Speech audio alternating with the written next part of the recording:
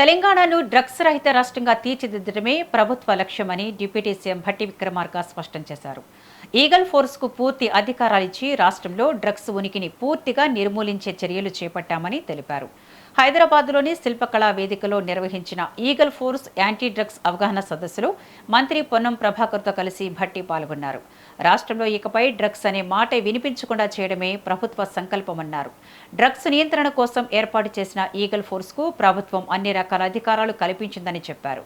Drugs రహిత తెలంగాణ కోసం కఠిన చర్యలు తీసుకుంటున్నామని చెప్పారు. డ్రగ్స్ వ్యాపారం చేసినా వినియోగించినా ఎంతటి వారైనా చట్ట ప్రకారం కఠిన చర్యలు తప్పవని హెచ్చరించారు. క్షణికానందం కోసం యువత తమ జీవితాలను నాశనం చేసుకోవద్దని సూచించారు. తల్లిదండ్రుల కలలను ఛిద్రం చేయకుండా ఆరోగ్యవంతమైన జీవితాన్ని ఎంచుకోవాలని పిలుపునిచ్చారు.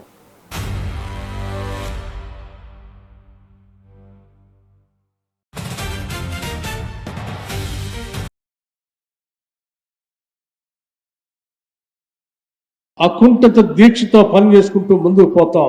చివరి వారి జీవితాలు రిస్క్ తో ముడిపడి ఉన్నప్పటికి కూడా ఈ సమాజ శ్రేయస్సే మా బాధ్యత అని చెప్పి వాళ్ళు పనిచేస్తూ ముందుకు పోతా ఉన్నారు.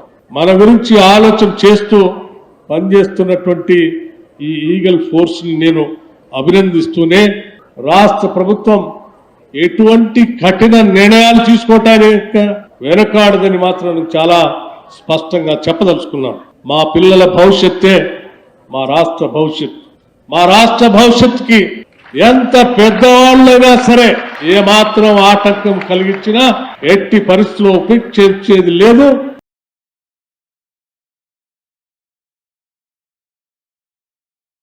మనం తప్పకుండా ఎంటర్టైన్మెంట్ ఇస్ డిఫరెంట్. సినిమా నటులు వచ్చినప్పుడు మనం తప్పకుండా మనం ఆనందించాలి. కానీ జీవితం అంతా ఆనందంగా ఉండాలంటే ఇటువంటి డ్రగ్స్ కు సంబంధించిన విషయంలో కూడా శాశ్వత ఆనందం కొరకు తప్పకుండా వాటికి వ్యతిరేకంగా చేసిన ప్రతిజ్ఞ కట్టుబడి ఉండాలనే మాట కూడా మనం చెప్తా ఉన్నాం.